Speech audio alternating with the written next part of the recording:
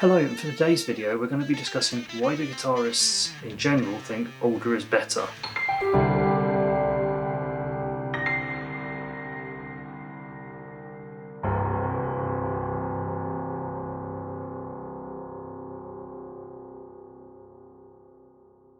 Hello, so first of all, don't forget to subscribe and like this video if you like the content I'm making.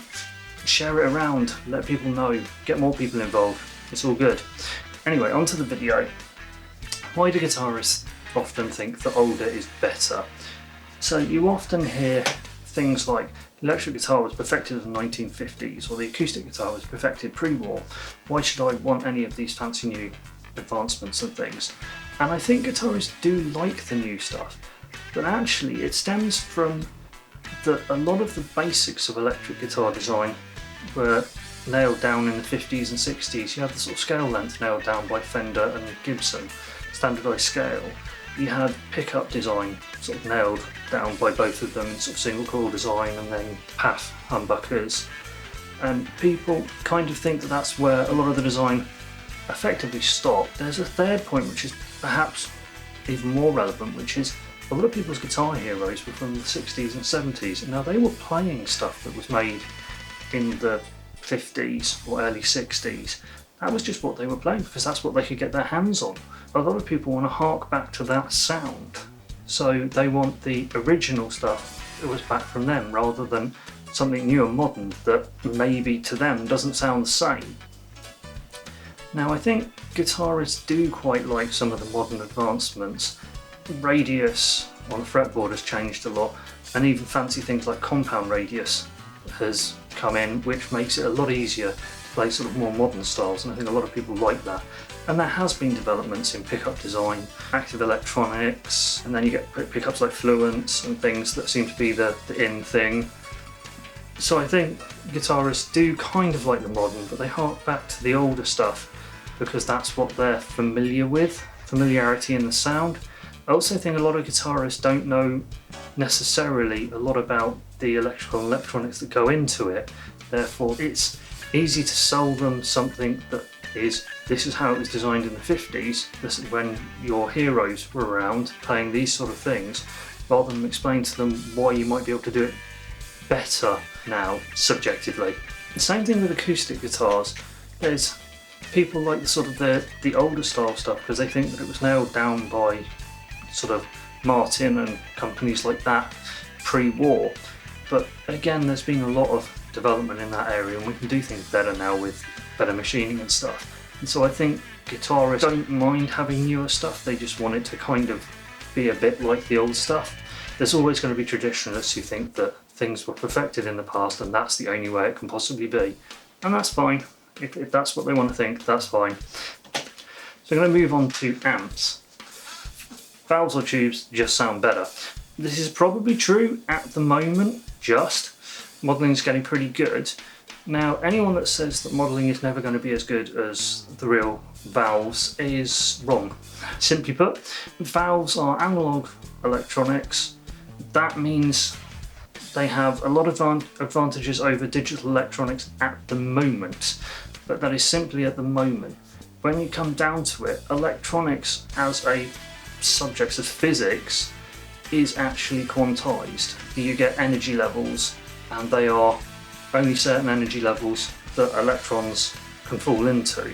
So eventually, digital systems will get high enough resolution that they can accurately simulate all of that, and then they will be indistinguishable from an analog system because they will perfectly model it. It's not here yet, and computational power needs to increase before it can do it, but it is theoretically possible, and they probably don't even need to get perfectly mapped for it to be indistinguishable to any human ear. Physics sort of dictates that at some point we're going to get there. There's going to be perfect real-time modelling, that's perfect modelling of tube dynamics and the way the harmonics work in all the tubes and the way you get soft clipping and things. There's going to be perfect modelling of that at some point.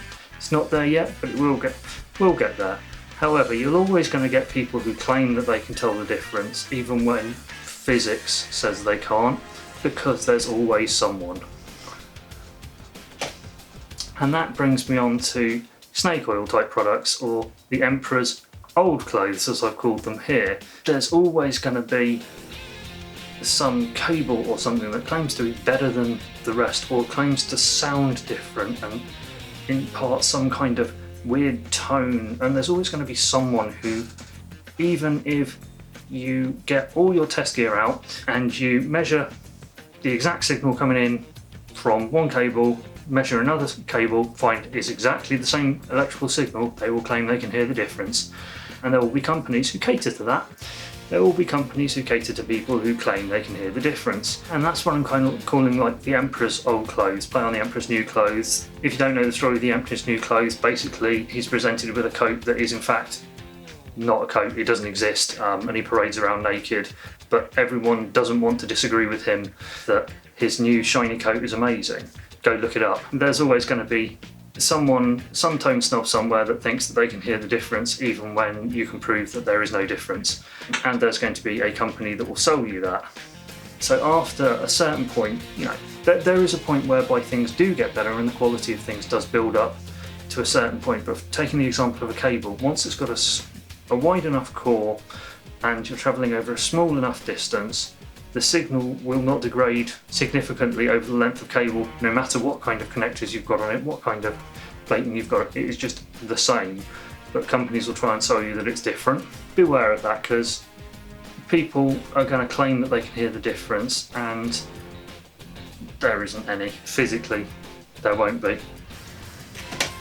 Anyway, it's just a few thoughts on why guitarists quite like the old stuff rather than the new stuff in a lot of cases.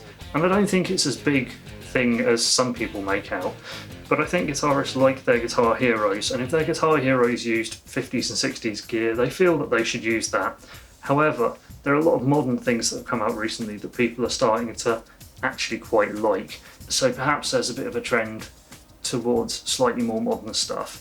Although this whole trend towards relicking guitars indicates that people seem to want things that look like they came from the 60s anyway, even if they've got modern features like a more modern fretboard radius and, say, fluence humbuckers in there to give them various different tones, and of course like modelling amplifiers or VSTs on your computer and things. People use them to record, and they take Axe FX to play live, and maybe just put a stack of Voxes or something on the stage to make it look like they're playing a Vox, because there's some sort of perception that they should play something like that, or a stack of Marshalls or something, when actually they're using a small amp behind it.